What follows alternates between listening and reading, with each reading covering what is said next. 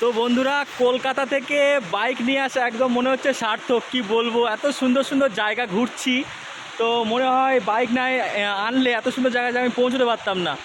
তো বাইকটা রেখেছি এই উপরটাতে।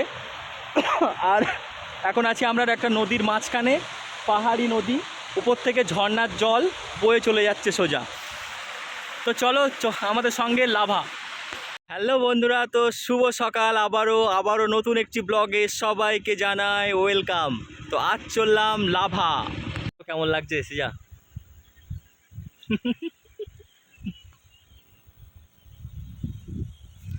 তো চলো বন্ধুরা, লাভা।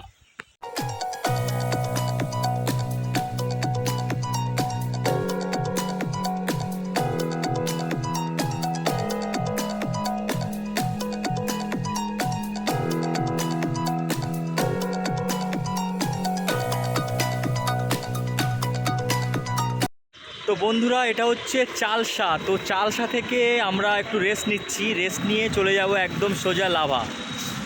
তো তোমাদের চালসাটা একটু দেখাই। তো বন্ধুরা, এ হচ্ছে চালসা।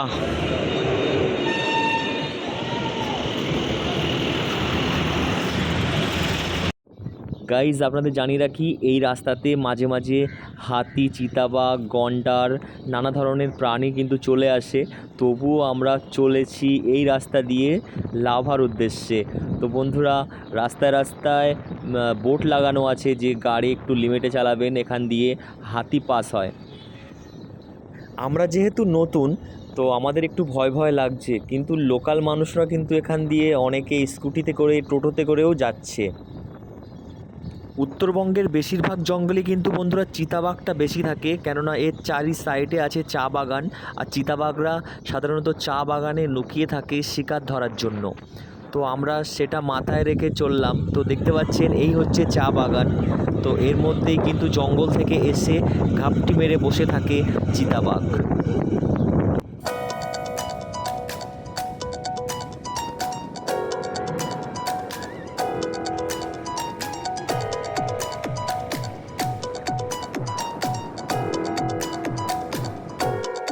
তো আপনাদের জানিয়ে রাখি, শিলিগুড়ি থেকে আপনাদের আসতে হবে ডামডিম। ডামডিম থেকে আপনারা লেফট সাইড ধরে চলে আসবেন।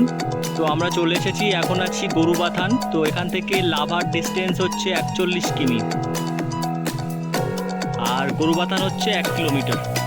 ঢুকেই গেছি আমরা গরুবাথানে।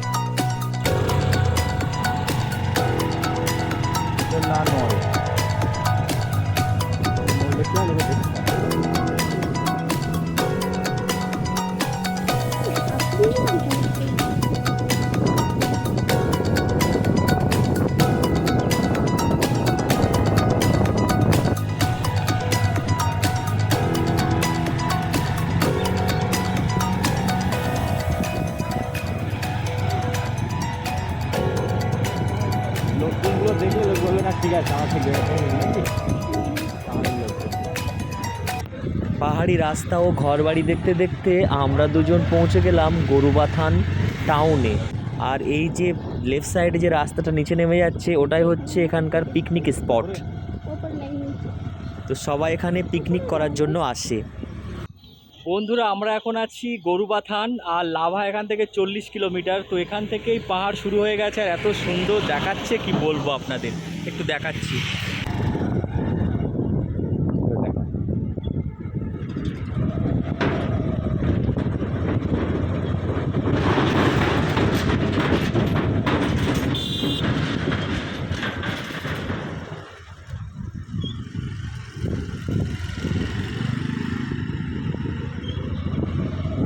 এখান থেকে তো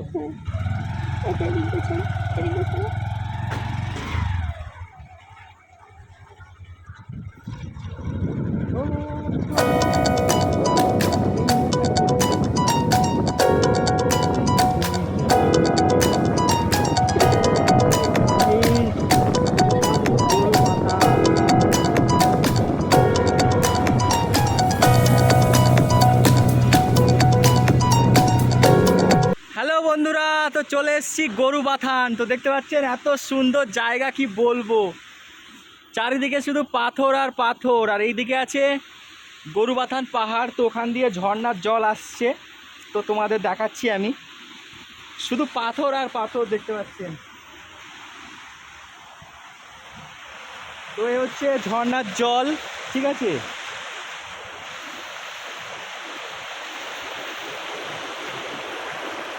দেখুন একবার কত সুন্দর ঝর্ণার জল। তো একটু খেয়ে দেখাচ্ছি কেমন টেস্ট।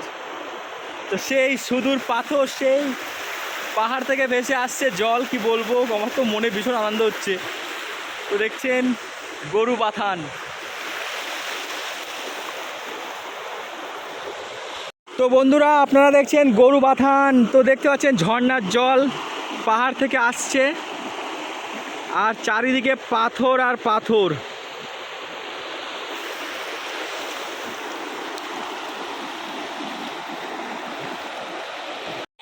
তো বন্ধুরা দেখতে পাচ্ছেন কত বড় একটা পাথর উপর থেকে গড়িয়ে পড়েছিল।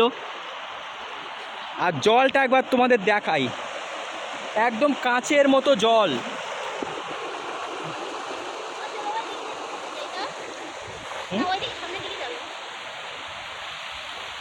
কি করতে যাবে?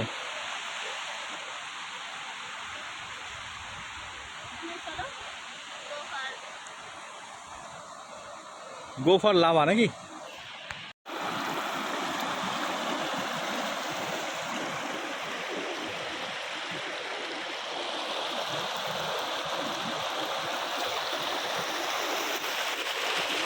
তো গাইস, উপর থেকে নিচের দৃশ্যটা একদম আলাদা রকম।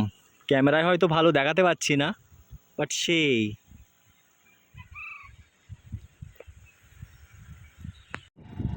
গরুবাথানের অপরূপ সৌন্দর্য দেখতে দেখতে আমরা আবারও বেরিয়ে পড়লাম লাভার উদ্দেশ্যে।